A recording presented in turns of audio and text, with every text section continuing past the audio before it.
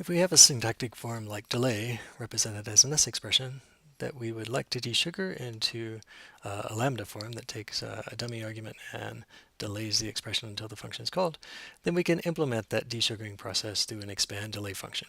It takes an S expression, turns it into a list to pull out the second part, because that's how the piece that it wants to rearrange, this plus one here, puts it back into a larger S expression using the quasi-quote notation.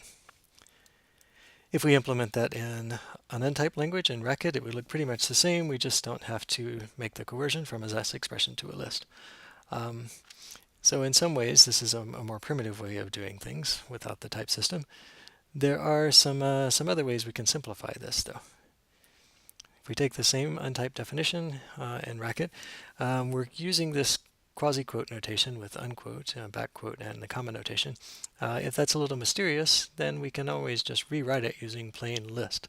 So we make a list containing the symbol dummy, the S, symbol lambda, the S expression dummy in curly braces, and then that second part of the given S expression that we wanted.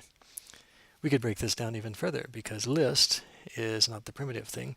Cons is the more primitive thing. We could cons lambda onto cons of the S expression dummy, onto cons of second, onto the empty list. We could further break down this notation. This compound S expression is actually the same as list dummy, but let's consider quote mark simple enough. We'll be allowed to put anything under a quote and call it simple, as long as we're getting away from the backquote comma notation. This second operator, that is not the primitive thing, of course. We can do the same thing with using the primitives first and rest, so we'll do that. And there are still some other simplifications we can make here. This define is really a shorthand when we write define expand delay of S. That is, of course, just the same as defining expand delay to be the function that takes S and does the same thing. And instead of using define to bind this where we use it, we could change this to a let expand delay, and then call expand delay.